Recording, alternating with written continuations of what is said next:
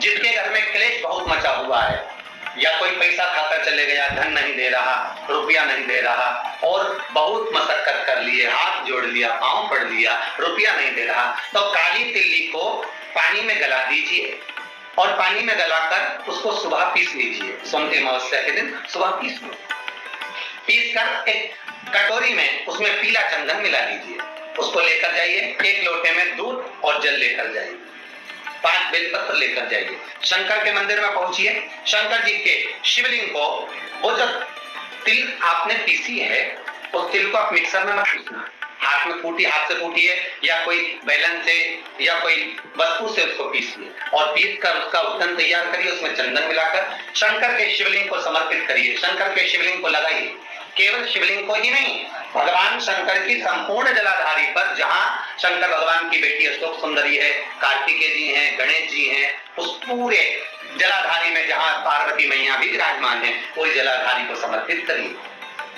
समर्पित कर त्रिपुंड लगाइए, अपनी 3 उंगलियां उसी चंदन पर फेर दीजिए, फेर कर अपनी कामना कर बेलपत्र चढ़ा दीजिए, 5 या 7 बेलपत्र आपके भाव से आप शिव को समर्पित कर दीजिए।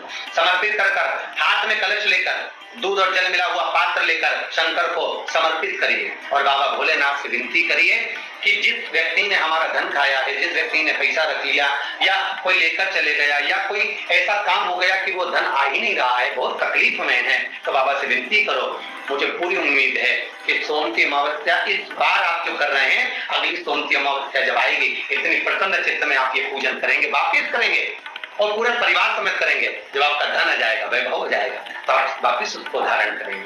फिर नहीं, और लिख के रखना अगली सोमती को फिर करना, जब सोमती अमावस्या पड़े फिर उसको करिएगा, आपको फल अधिक मिलेगा। सोमती अमावस्या का फल ही यही है कि जिन वर कन्या का विवाह नहीं होता, जिन लड़का लड़की का विवाह नहीं होता, जिन पति पत्नी में आपसी में टकरार चल रहा हो, अदालत तक बात पहुंच गई हो, जिस घर में शांति नहीं रह रही हो, आपस में क्लेश बड़ा मचा हो, ऐसी हो गया मन में कि अब ये तनाव बहुत बढ़ गया है, संबंध टूट जाएगा, तो निवेदन है सोमती अमावस्या के दिन आप भी सोमती अमावस्या के दिन पीपल के वृक्ष के नीचे जाकर उस पीपल की पूजन कर उस पे कुंकु सिंदूर चंदन समर्पित कर कच्चे सूत से 7 परिक्रमा करिए। 7 बने तो 7, वैसे तो 108 लगाओगे तो आपके जीवन में सुखता है। आप 108 फेरी लगाएं, चाहे दाने से लगाएं, चिरंजी से लगाएं, जिससे भी लगाएं, पीपल की पूजन करें, जल अर्चना करें। इतना निवेदन करता हूं कि आपके घर में अशांति नहीं हो सकती, परिवार में प्रेम जरूर करें। मेरा निवेदन, जिन कन्या और वर के विवाह नहीं हो रहे, वो सोमती अमावस्या के दिन जाकर बाबा पीपल के पेड़ की फेरी अवश्य दें। 108 नहीं बने 7 अवश्य दें।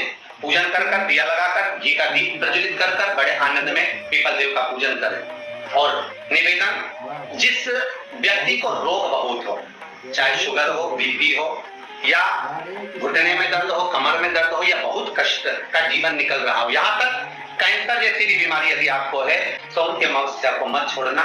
निवेदन है, आप एक पात्र जल जिसमें पीला चंदन, पात्र के जल में एक कलश में जल लीजिएगा, उसमें पीला चंदन घोल लीजिए। पीला चंदन घोलकर उसमें थोड़ी सी काली मिर्ची पीस कर मिला लीजिए, काली मिर्ची को पीस कर डाल दीजिए और उसमें 7 बेलपत्र उसके अंदर डाल दीजिए। 7 बेलपत्र के साथ में 7 वृक्ष के पत्ते, कोई भी वृक्ष जो आपके पास में हो, 7 वृक्ष के पत्ते उस कलश में डाल दीजिए। घर से निकलते समय पूरे घर का भ्रमण करते हुए जिस व्यक्ति को रोग बहुत है, उस व्यक्ति का स्पर्श कराते हुए वो जल शंकर भगवान के ऊपर समर्पित कर थोड़ा सा जल बचाकर, पत्तियां सब शिव जी को चढ़ाकर थोड़ा सा जल बचाकर शंकर की देहली पर चढ़ा दीजिए, शंकर की चौखट पर, भगवान शंकर के शिवलिंग की चौखट पर समर्पित कर, शिवलिंग की चौखट पर समर्पित कर उसी जल जो आपने देहली पर चढ़ाया है, उसी जल का भाग थोड़ा सा कटोरी में 1 चम्मच के बराबर लेकर आइए। जो व्यक्ति बीमार है उसके शरीर पर उसको छींटा दीजिए, 3 बार छींटा देना है, सुबह, दोपहर और शाम। उसके बाद में बाबा विश्वनाथ से प्रार्थना करिए, शाम के समय घर के बाहर एक घी का दिया अवश्य लगाइए। मुझे पूर्ण उम्मीद है सोमती अमावस्या श्रावण के महीने की रोग मुक्त करेगी, अधिक फल आपको प्रदान करेगी, सुख का अनुभव कराएगी, आपके जीवन का कल्याण करेगी। और निवेदन, सोमती अमावस्या हमारे जीवन को फलित करने वाली, सुख देने वाली, आनंद देने वाली, हम उसका लाभ अवश्य लें। जो बच्चे पढ़ने में कमजोर है या कोई विद्या के लिए किसी एग्जाम में बैठ रहे हैं, गवर्नमेंट के एग्जाम में बैठ रहे हैं और बच्चे उस एग्जाम में पास नहीं हो पा रहे हैं या निकल नहीं पा रहे हैं, या कोई टीचिंग के लिए, बैंकिंग के लिए आप अप्लाई कर रहे हो, नहीं हो रहा है, निवेदन है, सोमवती अमावस्या कल पड़ रही है, 2 स्वस्तिक आपको बनाना है। कितने स्वस्तिक बनाना है? 2 स्वस्तिक। एक स्वस्तिक कुंकू का पीपल के पेड़ पर बनाना है आपको। पीपल के पेड़ पर बनाने के बाद में जमीन पर, भूमि पर एक घी का दिया लगाना है। दूसरा स्वस्तिक शंकर के मंदिर की चौखट पर आपको बनाना है, किसी भी एक साइड में, चाहे राइट में बनाना है चाहे लेफ्ट में बनाना है। शंकर के मंदिर पर जो स्वस्तिक बनाओगे वो पहले पीपल के वृक्ष के बनाना है। पीपल के वृक्ष के बनाने के बाद में शंकर के मंदिर में शाम के समय आप जाकर स्वस्तिक बना सकते हैं। दोपहर से लेकर शाम तक कभी भी स्वस्तिक बनाए और एक घी का दिया वहां रखा है। बस इतना याद रखना, पीपल के पेड़ के नीचे जो स्वस्तिक बनाओगे वहां जो घी का दिया लगेगा उसमें गोल बत्ती लगेगी, फूल बत्ती लगेगी। शिव मंदिर की चौखट पर जो दिया लगाओगे उसमें 2 बत्ती लगेगी, लंबी बत्ती 2 लगेगी घी। वो बत्ती आपको शंकर के मंदिर पे दिया कहां रखना है? जहां स्वस्तिक बनाओगे उसी के ऊपर 2 बत्ती का दिया लगाओगे। उस समय पर दिए का जो बत्ती है उसका मुख अपनी ओर होना चाहिए और भगवान शंकर की चौखट पर प्रणाम कर कर, निवेदन कर कर, नमन कर कर आप आइए। आपके जीवन में सफलता प्राप्त होगी। आप जिस चीज की कोचिंग कर रहे हो, जिस चीज में उतरना चाहते हो, आपको वह फल प्राप्त होगा। शिव महापुराण के अंतर्गत या लिंग पुराण के अंतर्गत या नर्मदा पुराण के अंतर्गत, नारद पुराण के अंतर्गत हम जब सोमवती का महत्व श्रवण करते हैं, कई बार आपको हमने शिव महापुराण में भी सोमवती अमावस्या के महत्व को समझाया है। सोमवती अमावस्या की कथा क्या है महाराज, अगर हम जाने तो उसके अनुसार सोमवती अमावस्या के अनुसार एक ब्राह्मण परिवार था और बड़ा आनंद में रहने वाला, बड़ा सुख में रहने वाला, भगवत चर्चा करने वाला और भगवत स्मरण करने वाला और भगवत स्मरण में सदा रमने वाला, दिन प्रति भगवान शिव की आराधना करना, दिन प्रति भगवान शंकर का स्मरण करना, दिन प्रति भगवान शंकर की चर्चा करना, भगवत स्मरण करते रहना।